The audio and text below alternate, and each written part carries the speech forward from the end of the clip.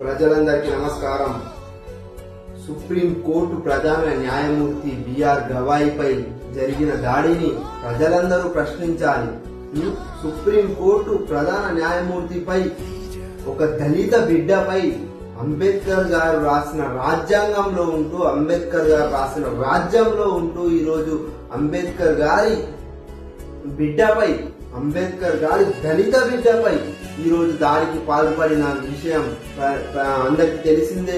ఈరోజు ఈ విషయాన్ని సుప్రీంకోర్టులో దాడి చేసిన విషయాన్ని, సుప్రీంకోర్టులో దళిత బిడ్డ మీద దాడి చేసిన విషయాన్ని ఎక్కువ మొత్తంలో ఏ మీడియా ఛానల్ కానీ, ఏ టీవీ ఛానల్ కానీ, ఏ ప్రభుత్వాలు కానీ దీనిని ప్రజల్లోకి తీసుకుపోయే ప్రయత్నాలు చేయడం లేదు.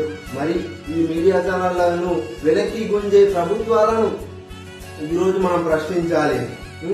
సుప్రీంకోర్టు పరివారంలోనే ఒక దళిత బిడ్డ మీద దాడి జరిగిందంటే మరి సామాన్యుడి పరిస్థితి ఏంటి? సామాన్యుడి మీద ఎన్ని దాడులు జరుగుతున్నాయి? దళిత బిడ్డల మీద అంబేద్కర్ గారు రాసిన రాజ్యాంగంలో ఉంటూ దళిత బిడ్డల మీద జరిగే దాడులను ఎన్ని మనకు తెలుస్తున్నాయి. ఒక్కసారి ప్రజలందరూ గమనించాలి.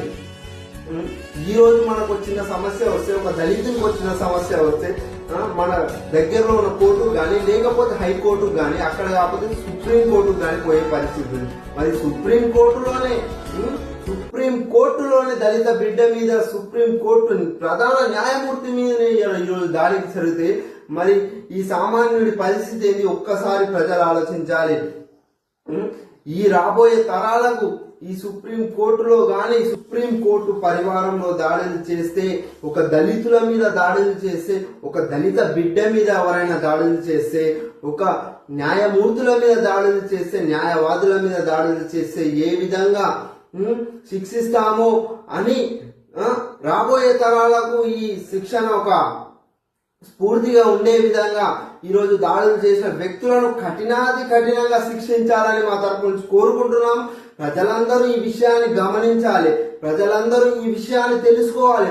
మనం ఎటువంటి నాయకులను ఎంచుకుంటున్నాము, మనం ఎటువంటి నాయకత్వంలో బతుకుతున్నాము, మనం ప్రజాస్వామ్యంలో బతుకుతున్నాము. ప్రజలు ప్రశ్నించాలి. అది ప్రభుత్వాలు ఈరోజు మీడియా ఛానల్లో రాకుండా, మీడియా టీవీలో రాకుండా ఈరోజు అడ్డుకుంటున్నాయంటే ఆ ప్రభుత్వాలను ప్రజలు ప్రశ్నించాలి, ఆ మీడియా ఛానళ్లను ప్రజలు ప్రశ్నించాలి. ప్రశ్నించే విధంగా మనం ఉండాలి మేము కోరుకుంటున్నాము.